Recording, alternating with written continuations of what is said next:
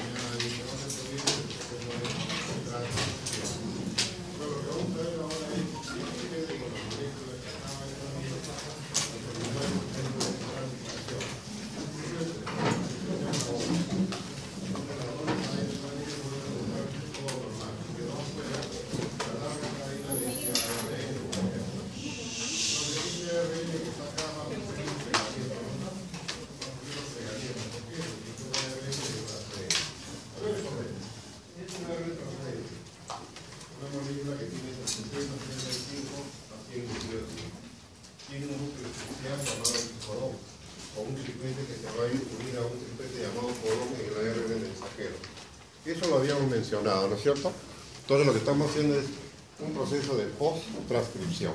Post-transcripción. ¿Qué sucede después? Esa es la idea, ¿no? Entonces en el proceso de post-transcripción notamos que va a tener que haber un rompimiento. Acá hay una parte que no se ve bien, ¿no?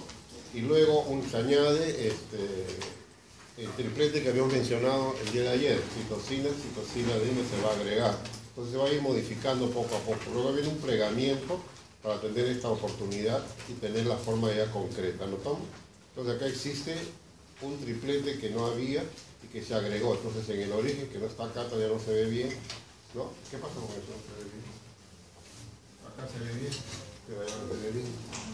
Entonces significa que se le agrega citosina, adenina en esta posición, míralo bien. Citosina y adenina. Está libre, ¿no? OH 3'. ¿Qué significa OH 3'? ¿Tú te acuerdas qué significa OH 3'? El azúcar pentosa o el grupo alcohol libre, ¿no es cierto? Entonces, ese OH, ¿para qué servirá? Seguramente para cargar seguro.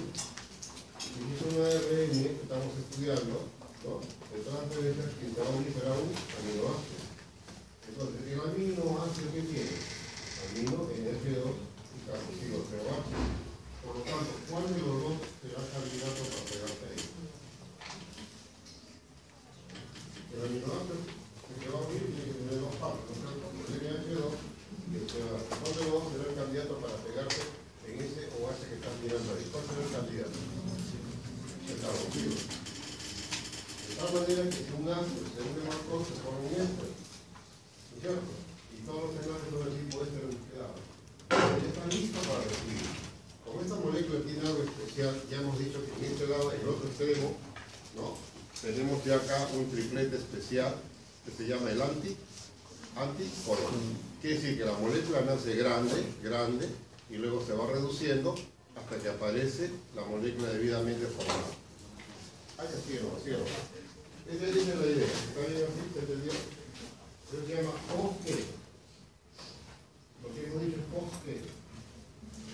Post-transcripción. ¿Estamos de acuerdo? Es post-transcripción. Para una molécula grande, esa molécula va a sufrir modificaciones para cumplir su función. Entonces, ¿qué modificaciones ha sufrido esta molécula grande para hacer ARN de transferencia? Acabo de decir. Va a subir un clivaje, un rompimiento, se va a agregar en un extremo un triplete llamado citosina, adenina. Y en ese extremo, justamente en el 3', anótalo bien, por favor. En el 3' es que se va a unir el aminoácido. Porque, claro, hay un 3' y hay un 5', obviamente, ¿no? ¿Ya? Entonces, esa es la idea. Entonces, va a haber un corte, acá está justamente el corte, ¿no? ¿Ya? Entonces, una enzima, RNasa, lo corta acá. Entonces, la molécula era bien grande, mira, hace así, y termina acá. Pero esta parte se va a ir, color amarillo se va a ir hasta que tiene la forma característica, ¿ya? Entonces, es un proceso de post-transcripción, ¿ya? Adelante, por favor, adelante. Post-transcripción. Adelante.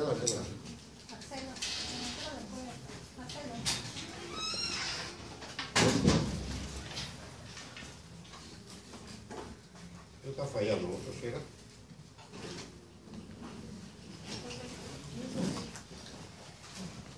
Ni sube ni baja, ¿por qué? Y moviendo el tamaño de nuevo.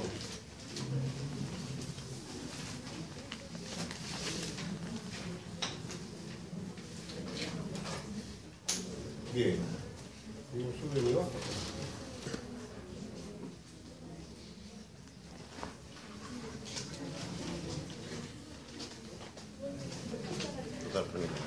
Creo que voy a moverlo con el mouse, ¿no?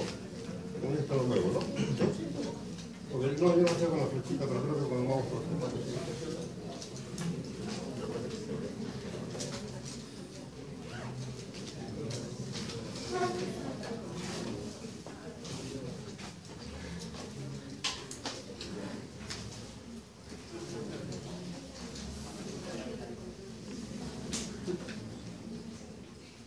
Ya. Entonces vamos a ver juntos este pequeño resumen, ¿ya? El transcrito primario es recortado por una RNasa y se adiciona a la secuencia citosina, adenina en 3', lo que vimos en el esquema, ahí estamos de acuerdo, ¿no? Se elimina el intrón que ya no se necesita, por supuesto.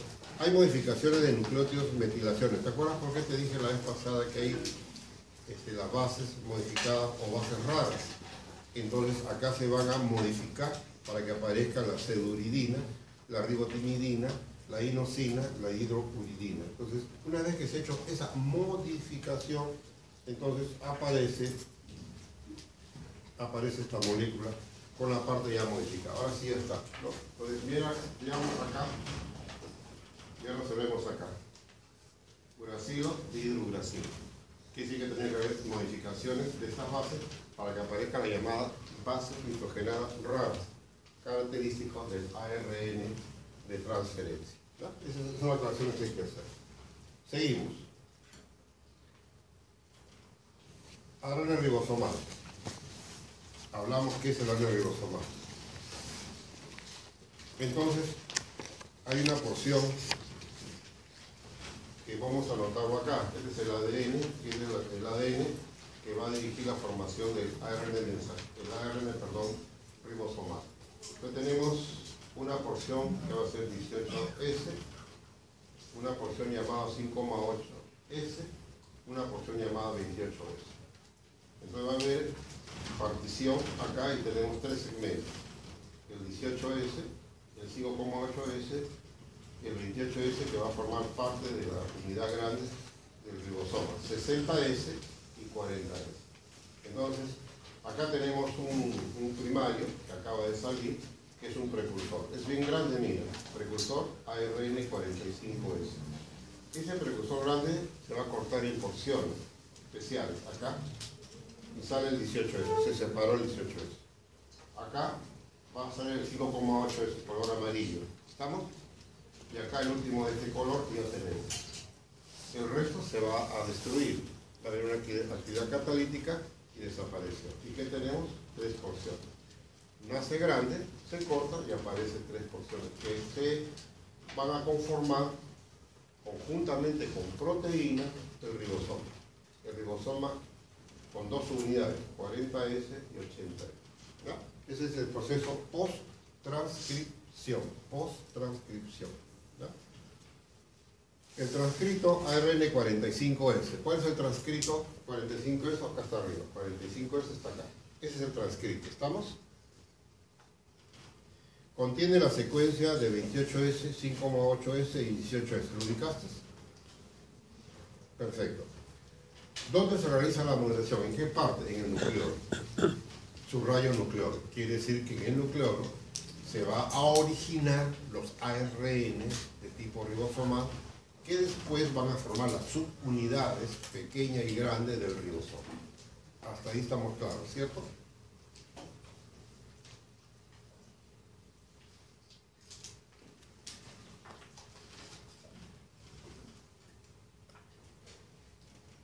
¿Qué es un ARN mensajero? Proviene de un proceso de transcripción. Quiere decir que hay un exón que va a originar un ARN mensajero que lleva un sistema codificado para formar proteínas. Se llama ARN mensajero. Quiere decir entonces que este ARN mensajero va a salir con un heterogeno nuclear grande, exactamente. Entonces, nótalo tú, este esquemita acá, ¿dónde está? Acá está. Entonces, esta molécula de DNA va a originar, pues, un RNA mensajero. Entonces, hay porciones que se llaman exones y hay porciones que se llaman intrones en la unidad de transcripción que hablamos la vez pasada, ¿no es cierto? La pregunta es, ¿qué ocurrió cuando ya salió? Algo tiene que haberse agregado. Según este esquema, ¿qué se agregó? Vamos a ver. Se agregó un casquete. ¿Dónde se agrega el casquete o caperuza? En el extremo 5'. Se agrega acá. Cosa que no va a ser destruido por nucleasas que pudieran hacerlo. Entonces se protege de esta manera. Por este lado. ¿Qué sucede en el otro lado? Vamos a ver en el otro lado. Se agrega una poliadenina. Poliadenina. Se agrega ¿en qué extremo? 3'. Acá está en el 3'. Entonces de tal manera que tenemos ya en el proceso, se pierde la parte que viene de los intrones y tenemos un ARN ya maduro. Pero ¿cómo se origina? Se origina como una molécula bastante grande, ¿no? Heterogéneo nuclear, y luego ya aparece maduro. Entonces ahora sí ya podríamos hablar que se ha formado el ARN mensajero, ¿no? Entonces nosotros teníamos que decir, oye, pero acá había esta porción que se llama intrón, ¿no? Tiene que eliminarse esto que se llama intrón, sí, se tiene que eliminar. Entonces este esquemita de acá, a ver si lo aprecias con cuidado. Aprecia con cuidado. Si esto se llama intrón, quiere decir que eso tiene que irse. Entonces siempre vamos a tener en cuenta que en esta porción tenemos guanina, uracilo. ¿Ya? En este lado acá, en el sitio aceptor siempre tenemos adenina, guanina en una reacción que vamos a ver dentro de un momentito. Entonces vamos a ver acá. Los intrones tienen la secuencia en el inicio, guanina, uracilo, y adenina, guanina al final. Entonces un intrón tiene algo especial que se va a repetir en el inicio y en el final. Para poder separarse tiene que ser esa característica. Sitio dador, sitio aceptor. ¿Ah? Para que se separe posteriormente. Veamos entonces, ¿no? El pre-ARN mensajero se une a ribonucleoproteínas nucleares pequeños que se encargan del empalme o splicing, que quiere decir el doblez para su eliminación. Corte el intrón en el sitio dador. Los intrones tienen la secuencia G1 al inicio, no se olviden de eso por favor, especialmente lo que estamos viendo de guanina, ¿estamos bien? Y adenina, guanina al final. Al final. Entonces acá tenemos la posibilidad de que se libere ese intrón. Se va a formar un doblez, míralo con cuidado, de tal manera que el exón 1 ya se puede unir al exón 2 y lo que es intrón se va a perder. Entonces va a haber una reacción intramolecular de separación de esa porción llamado intrón. Entonces la letra A y una flechita nos está indicando el sitio de se inicia el ataque. De esa manera se produce el bucle y luego la separación. ¿Qué teníamos en el exón 1 al final? ¿Qué teníamos? ¿Te acuerdas que teníamos en el exón 1 al final?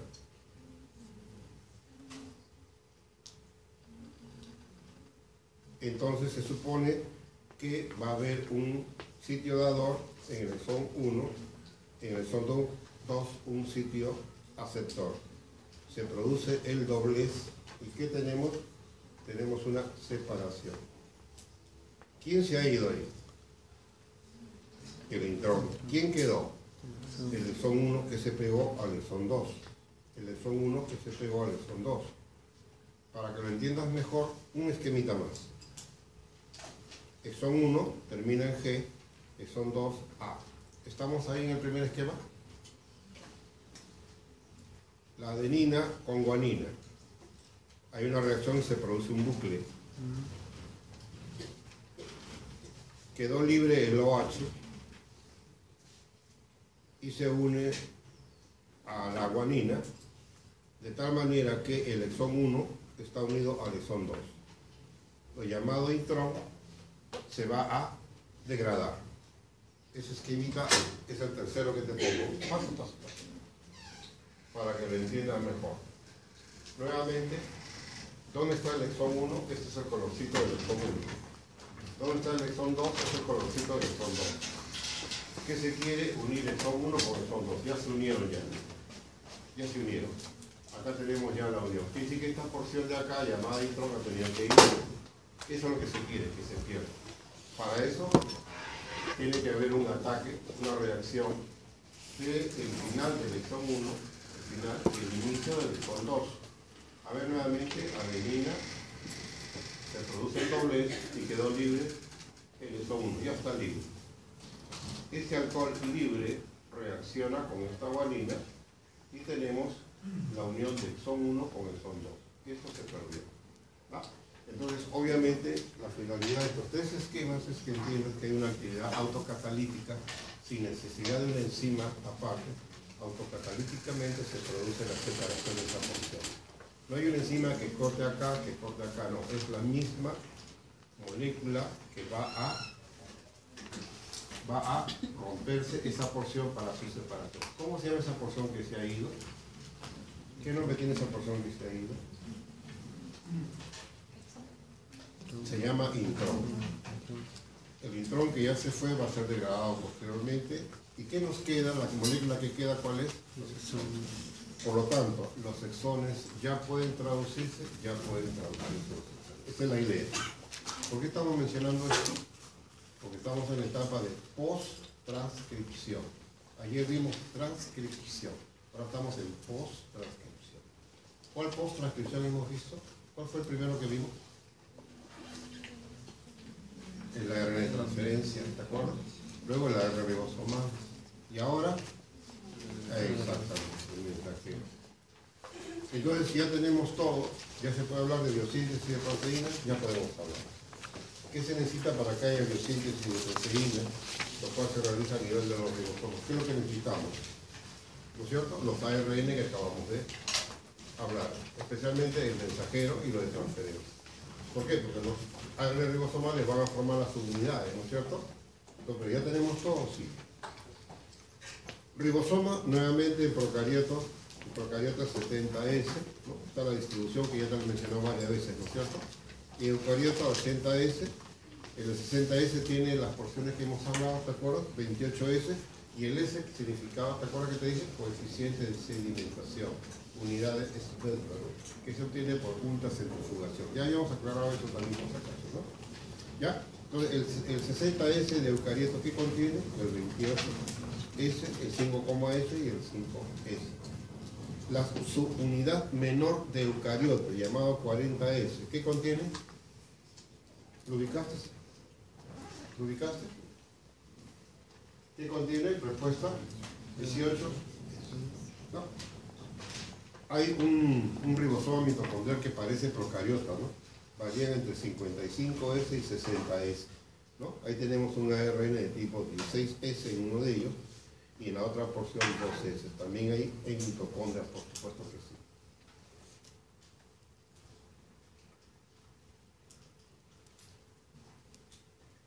Código genético. El código genético está dado por tripletes de nucleótidos. Entonces tenemos que hablar del código genético. Si observas con cuidado ahí, nosotros tenemos que mencionar que cada aminoácido, vamos a nombrarlo, se lee, ¿cuál es el primero? Fenilalanina. ¿Cuántos códigos tiene fenilalanina? 2 códigos. ¿Cuáles son los 2 códigos de fenilalanina? Uracilo, citosina. La leucina, ¿cuántos códigos tiene la leucina? 2, 4, Te digo a propósito, porque tiene más códigos. 6. ¿Vamos a contarlos? 1, 2, 3, 4, 5, 6. La isoleucina, ¿cuánto tiene? 3 códigos. ¿Cuál tiene un solo código? La metionina, AUG. ¿Ya? Pero este es el codón de inicio también. Entonces la metionina, con este colorcito celestito tan bonito que han puesto, el AUG es la metionina, o sea, quiere decir que va a ser del inicio y también para la molécula, cuando aparece AUG, va a haber metionina en el interior de la molécula, ¿no? De color amarillito, ¿qué quiere decir? Los de pares. Ahí debe terminar. Los de stop, como también dice, los de pares. Entonces, de color amarillo es uracilo, adenina, uracilo, adenina, guanina, uracilo, guanina, adenina. Entonces, son estos los codones de término, se llaman codones de término, codones de pares, ahí acá. ¿Cuál es el inicio? El AUG. ¿Cuál es el término? Ahí tiene. Entonces, ahí está diseñado. Entonces, si tenemos la idea de que cada aminoácido tiene su propio codón, hasta ahí está bien, pero hay uno que tiene varios codones.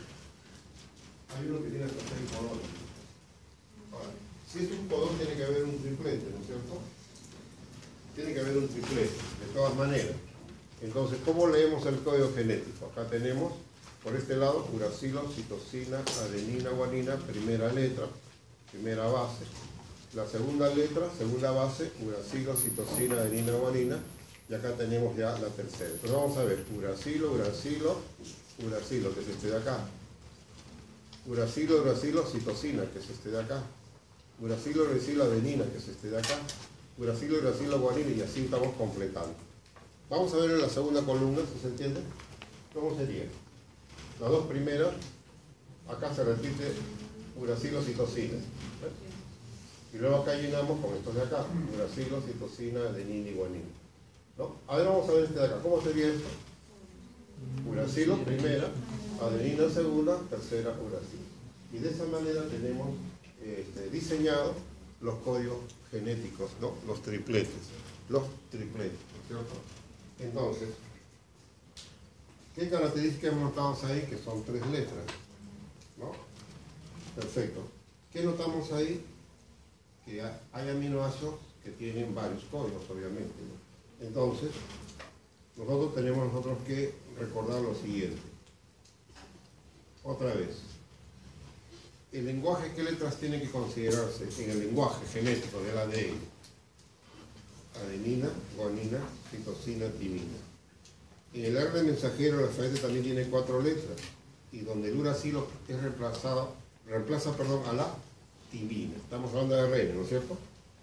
Por convención, y esto lo subraya por favor, la secuencia nucleotídica se escribe en leas de 5' a 3', ¿ya? Por convención, mira, por convención la proteína que se va a originar se lee del extremo amino al extremo carboxilo. Entonces, cuando queramos representar una cadena de aminoácidos, ponemos la letra N, una línea y terminamos con la letra C. Por convención hemos quedado así, ¿ya? ¿De acuerdo? Eso es bien importante para que no haya confusión posteriormente. Los codones son palabras de 3 letras entonces, lo que permite 4 al cubo 64 combinaciones. Los codones especifican a un aminoácido. Los aminoácidos están representados por 2, 3 o 4 o 6 codones distintos. ¿Cuál era el de 6? La leucina, ¿no? Sí, ¿no? Degeneración del código se llama eso, ¿no? Como tiene varios códigos, se dice degeneración del código. Únicamente dos aminoácidos tienen un solo codón. ¿Cuál era? La metionina y el triptófano. ¿Cuál es la señal de inicio? Su rayo, AUG. ¿Cuál es lo del término? UAG, UAA y UGA. Se llaman codones sin sentido. ¿Por qué? Porque no determina a un aminoácido. Quiere decir que el codón UGA es código de un aminoácido falso. Es sin sentido entonces. Entonces quiere decir que es una señal de finalización. Es una señal de finalización.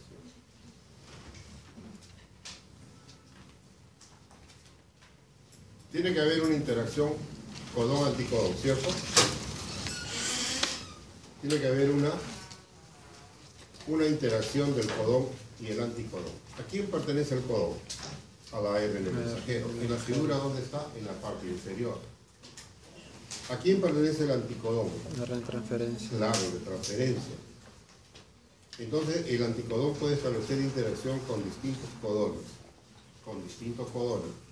Lo que se explica por la hipótesis del balanceo. Vamos a ver qué significa eso. Un mismo anticodón puede establecer interacción con distintos codones que se diferencian en la tercera base.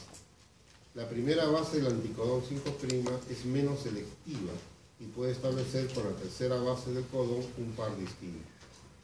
La guanina se une con la citosina o podría ser con el uracilo a nivel del codón, el que lleva la información.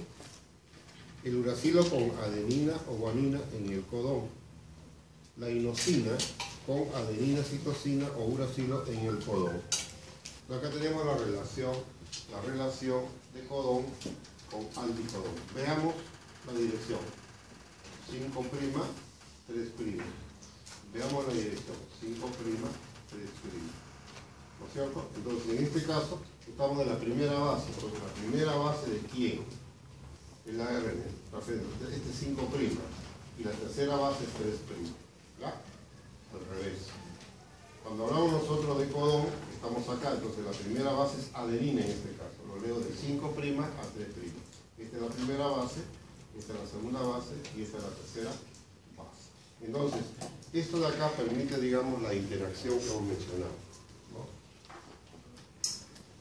Ahora, ¿dónde se produce esa unión? En el inicio de la traducción. ¿Qué se requiere para que haya traducción? Se requiere la formación del complejo de la subunidad pequeña con el aminoácido trans-RNA y el ARN mensajero. ¿Qué significa este término que acabo de señalarlo acá? Con el aminoácido ARN de transferencia.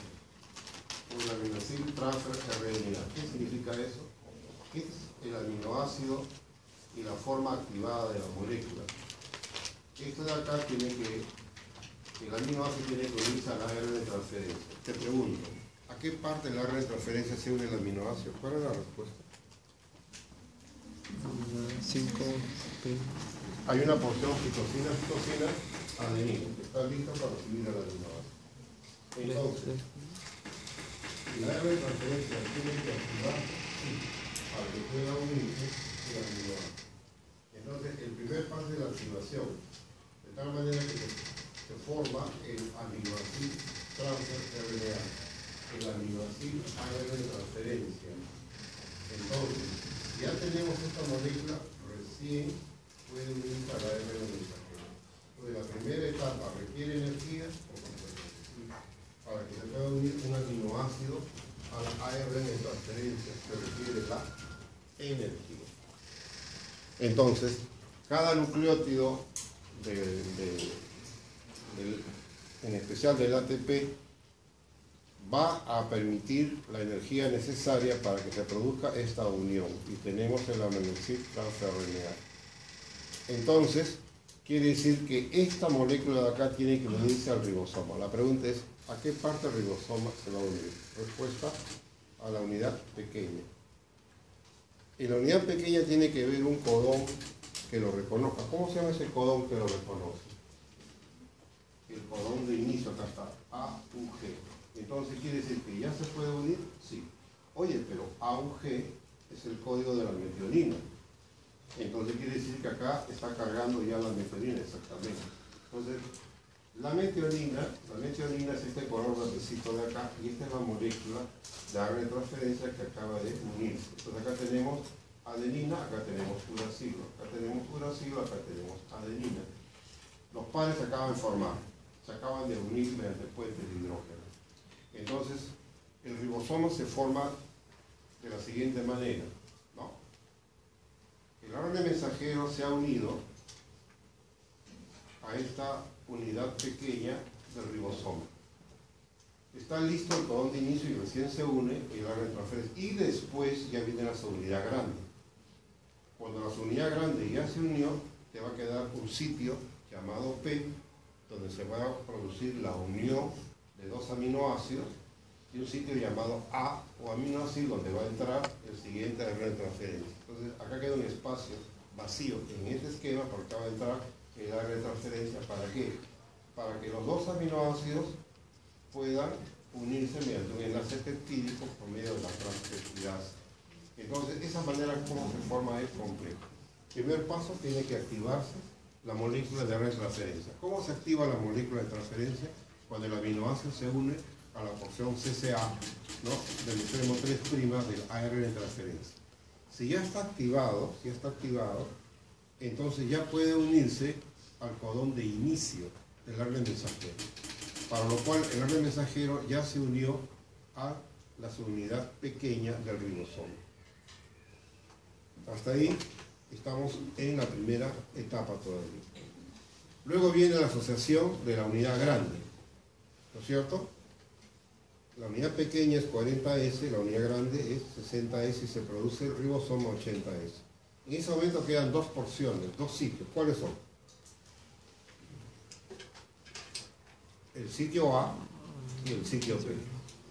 El sitio P está ocupado por el primer aminoácido, en este caso siempre es metionina, y el segundo espacio es el sitio donde va a venir el segundo ARN de transferencia. ¿Y para qué? Para que pueda unirse los dos aminoácidos mediante un enlace peptídico.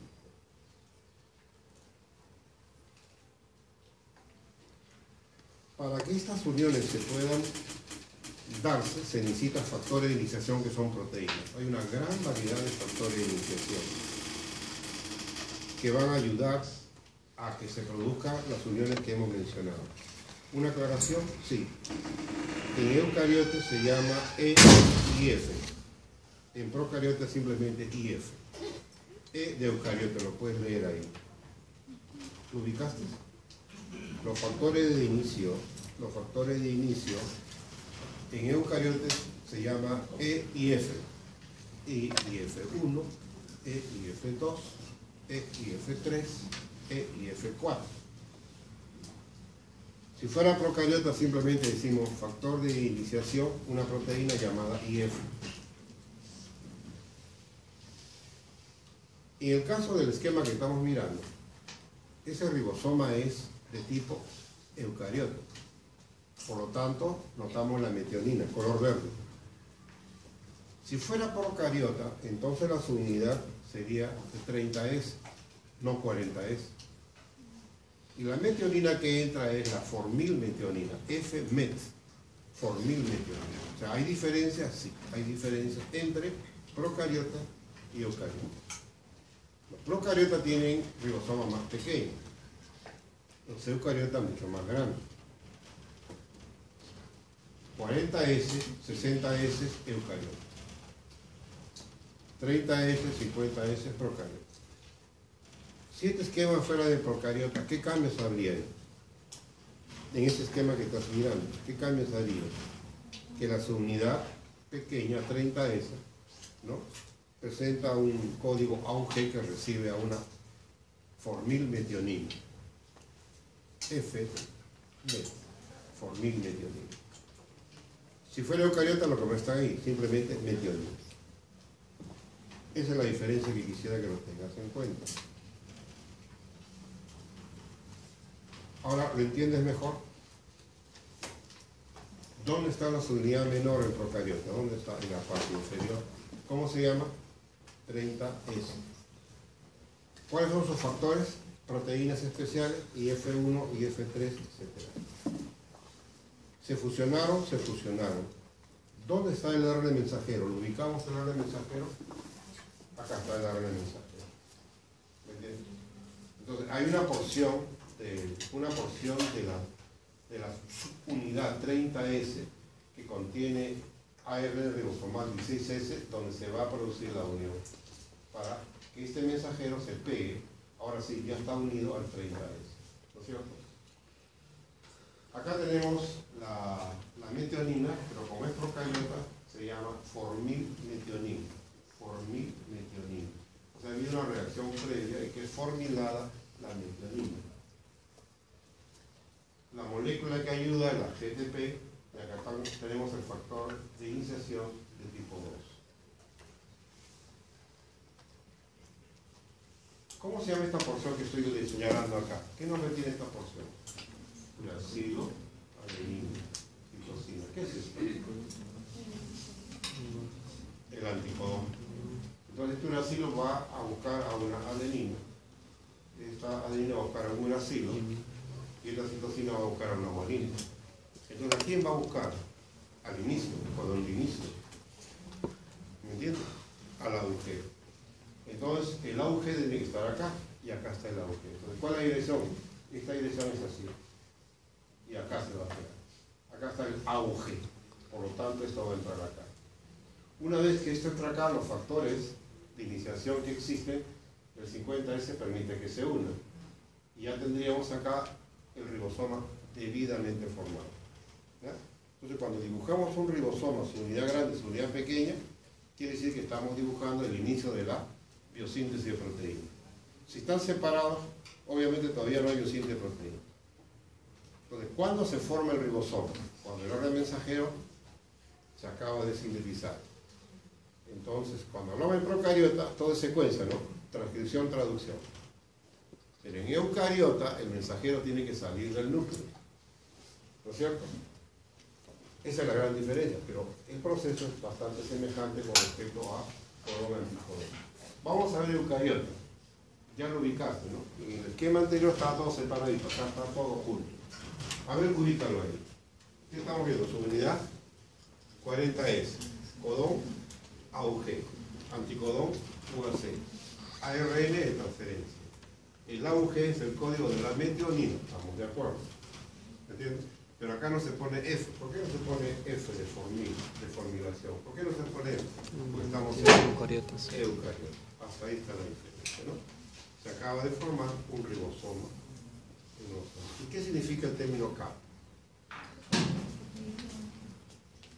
La cubierta, ¿no? La cubierta caperuza, como también le llaman a esa porción de protección.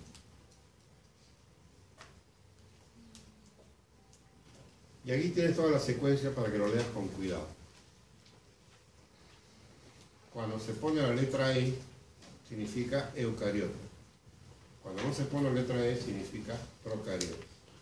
El factor de iniciación se une al GTP, guanidín trifosfato, y a una ARN de transferencia activada. ¿Cómo se llama el ARN de transferencia activado? Se llama aminoácido, RNAT o ARNT. De la metionina, obviamente. En procariota, la metionina está modificada por formilación de su grupo amino. ¿Cómo se pone? F-met. La subunidad 40S, ¿a quién se refiere? A eucariota, ¿no es cierto? Se asocia a la proteína o factor de iniciación E3, formándose el complejo que incluye los otros factores con la metionina. El factor que permite la unión del ARN de transferencia hacia la subunidad pequeña 40S del ribosoma. Hay muchos otros factores adicionales que ya no se agregaron. El complejo a quién se une? Al ARN mensajero. Y su ubicación es favorecido por el factor 4F localizando la secuencia AUG de inicio. El complejo se asocia a la subunidad 60S y se origina el ribosoma 80S. ¿Quién da la energía? El guanidín trifosfato. En ese esquema ubica el GTP. El GTP, que ya lo ubicaste, es el que da la energía al proceso. Recordemos que va a haber un deslizamiento, un movimiento del área mensajero para que sean leídos los colonos. Se requiere energía. ¿Qué significa EIF3? De ese esquema abajo a la derecha. Factor de iniciación 3 de eucarioto. Factor de iniciación 3 de eucarioto. Una vez que ya se produjo la unión que hemos hablado, comienza el proceso de alargamiento. Ya empezó el proceso de alargamiento. ¿De qué ribosoma estamos hablando en ese esquema? Del ribosoma 80S. Entonces, en el ribosoma 80S o 70S de procariota, en todo caso, hay dos sitios, el sitio P y el sitio A. En ese esquema que estás mirando, ¿cuál es el sitio P y cuál es el sitio A? Vamos a ubicarlo. Entonces quiere decir que acá hay dos sitios. El sitio P, donde es posible la unión por enlace peptídico, por la transpeptidasa. Y obviamente se va a producir la unión acá, entonces acá está formando la cadena aminoácida. ¿Cuál es el sitio A? Acá está el sitio A. En ese esquema ya está ocupado el sitio A. Por lo tanto, ese aminoácido está reaccionando con ese aminoácido para seguir creciendo. Entonces tiene que haber una lectura en el esquema. Se está notando de 5' a 3'. Tiene que haber un movimiento y por acá va formándose la cadena de aminoácidos, la cadena polipeptídica, la proteína. Entonces, si nosotros estamos en una etapa postpandrial, hay hormonas que dirigen, obviamente, la formación de insulina. La insulina se va a producir en células de los islotes de Langerhans y se va a producir insulina constantemente. ¿Por qué? Porque los genes van a funcionar. ¿Cómo funciona un gen? Formando un ARN mensajero. ¿Dónde forma el ARN mensajero? En el nucleolo. Y luego va a salir a nivel del citoplasma, donde se produce la unión con la subunidad pequeña. Cuando el ARN mensajero ya se unió, comienza a producirse la lectura. Entonces por acá va a salir una cadena peptídica que va a ser la proinsulina. Esa proinsulina va a perder una porción, ¿no?, de su cadena, que se llama proceso post-traducción, y tenemos la insulina formadita a cumplir su función. ¿Me entiendes? En este caso, entonces, por acá van entrando, por acá van saliendo. Mírenlo con cuidado la diferencia entre el que entra y el que sale. El que entra es un ARN de transferencia activado. ¿Qué es un ARN de transferencia activado? Aquel que ya contiene el aminoácido. Quiere decir que hubo una etapa previa, claro, una etapa de activación previa. Entonces una sintetasa que requiere ATP permite que el aminoácido se una al extremo de este ARN de transferencia. Una vez que está activado, va cayendo a los ribosomas y si le corresponde, se une. Y si no le corresponde, no se une. A ver, veamos. Si acá tenemos uracilo, citosina, guanina, el único que va a entrar es acá que tiene adenina, guanina, citosina. ¿Cómo se llama esta relación? Se llama relación colón-anticodón y se realiza la lectura. El día de ayer te mencioné que es muy posible que se produzca un cambio, una mutación. Y si hay una mutación, ¿qué pasaría? De repente aparece un aminoácido que no era el que se esperaba. Cuando hablamos de las hemoglobinopatías, te dije hay casos que basta que un aminoácido cambie nada más por mutación para que la molécula hemoglobina altere su función. ¿Te acuerdas de la anemia falciforme? Donde los glóbulos rojos comienzan a tomar otro aspecto de media luna. Y que te mencioné que los heterocigotes son los que sobreviven, los homocigotes no sobreviven. ese heterocigote que sí sobrevive sufre mucho cuando viaja a la altura. ¿Me acuerdo que te conté? Entonces quiere decir que ahí, ¿no? El caso de la valina va a sufrir una mutación.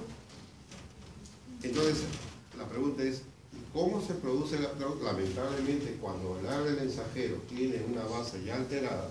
La pregunta es, ¿dónde se produjo la alteración? En el ADN.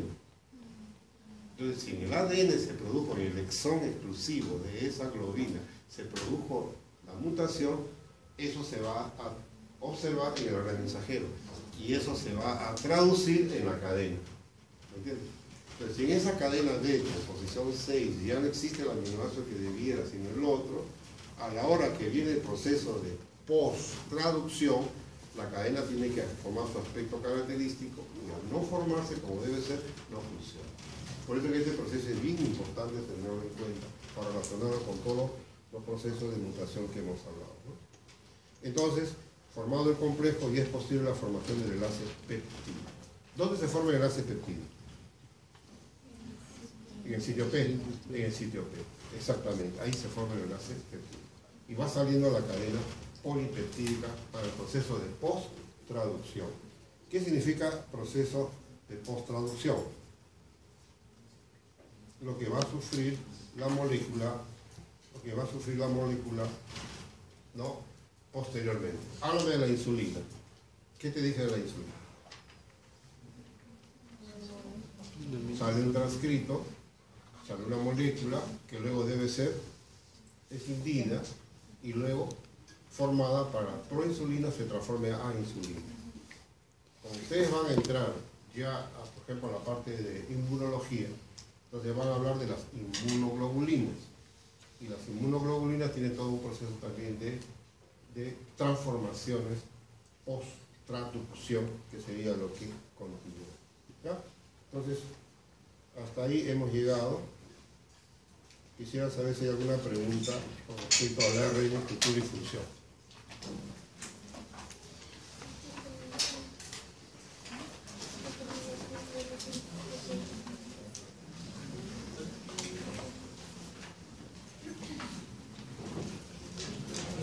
Con la clase de ayer, ¿alguna preguntita? Me quedan 5 minutos. En la clase de ayer, ¿alguna preguntita?